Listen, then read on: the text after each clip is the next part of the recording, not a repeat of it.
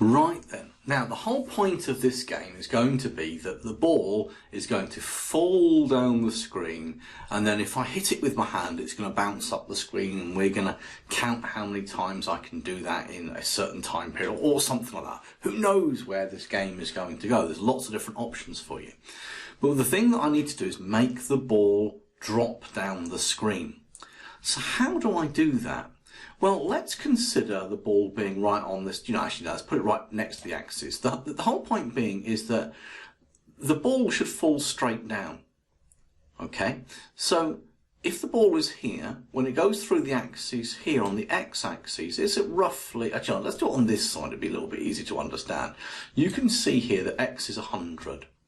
So if the ball is up here, x is 100, and as it falls down, the value of x never changes. It's always at 100. It falls straight down. The value that's changing is the y value. Here, the x value is 100. The y is about 170. Here, the x value is 100. The y value is 115, 120. Here, right at the middle, the x value is 100. The y value is 50. So when the ball drops, the y value changes. Now, to show you how this works, let me just do this. Let's drop the ball there. And I'm going to do this one in motion over here. I'm going to choose this option that says change y by, I'm going to make it 10. I'm going to make it 50. So if I press, I'm going to undo this actually just for a moment and leave that like that to prove a point. If I press the green flag, can you make a prediction of what's going to happen to that ball? Okay, I'm going to press it and let's see if you're right. The ball jumped up. In fact, what's happening here, if I put that right on the axis and I press the play button, the ball's jumped up by 50. The whole point is the ball has gone upwards. Now, if I make that a very small change, for example, say 4, and I press the green flag, look, it jumped up a little bit. And if I keep pressing the green flag, it's going to keep jumping up.